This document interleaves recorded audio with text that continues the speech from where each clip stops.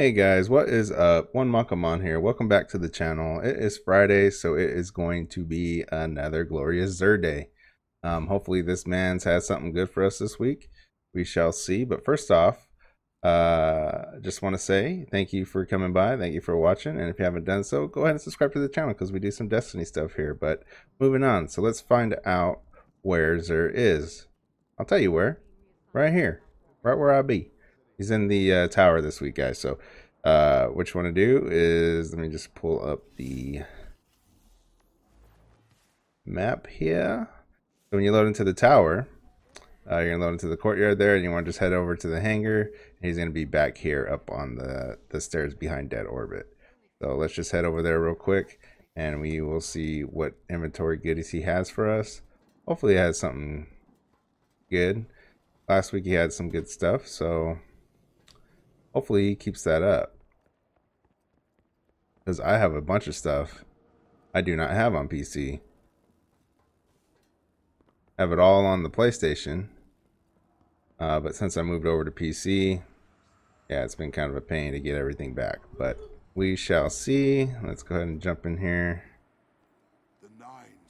What is up, Zer? So yeah, it looks like he has some cool stuff for the Titan. I do not have the one-eyed mask, and I do not have this chromatic fire. So these are pretty good. These are actually really good.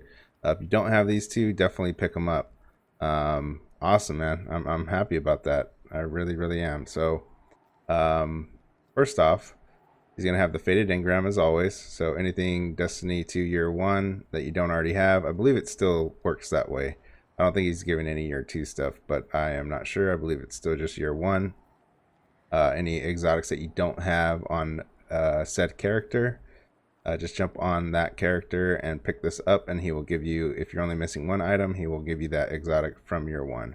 So that's how that works. So you get that if you need to complete your collections. Always good to get that and have a full collection, because you can always go back into the collection, repurchase it at a higher level later on down the road. So that helps out, you know, as you're powering up these. You can purchase these again for a little bit higher power. But yeah, moving on to the weapon for the week. It's the Vigilance wing. This gun's I think it's still, yeah, it's still a beast in Crucible. So PvP, if you want to use this guy, it's pretty good there. Open them up here. So Vigilance wing, the intrinsic exotic perk is going to be Harsh Truths. So this weapon fires a 5-round burst. When a nearby ally is killed, gain health, regeneration, and increase movement speed. So really good perk to have in PvP, 100%. And then you have corkscrew rifling, ally magazine, last stand, so improve weapon performance and greatly increase recovery when its wielder is the last living member of a fire team. Again, really good perk to have in PvP. And then composite stock.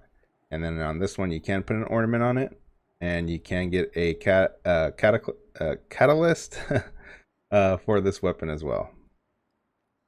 All right, now let's move on to the hunter. So it's going to be the Stomp E's, the Stomp double E5s, the Stompies. So these are going to be some leg armor. The intrinsic perk on this exotic is hydraulic boosters, so increase sprint speed and slide distance, improves high jump, strafe jump, and triple jump. So these improve jumping. These are really good, like if you're running the Whisper mission or anything that you need to, you know, have some improved jumping and movement and sliding, but really helps out a lot with jumping. So go ahead and grab these. These are really good for that. Some of the armor perks are going to be mobility, so increase mobility, plasteel reinforcement, increased resilience. Then you got auto rifle dexterity, fusion rifle dexterity, and perpetuation. And then you're going to have scout rifle scavenger and sidearm scavenger. And with these as well, you can put an ornament on these. You can change the shader around, so it does shade pretty well with all the shaders. Looks pretty good. Yeah, shades good. And you can put armor mods on this piece of exotic gear as well.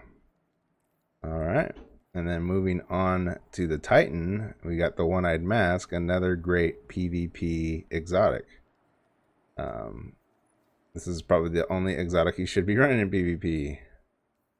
Now, there's lots of fun ones, but this one's really good. And I think they did nerf it a little bit.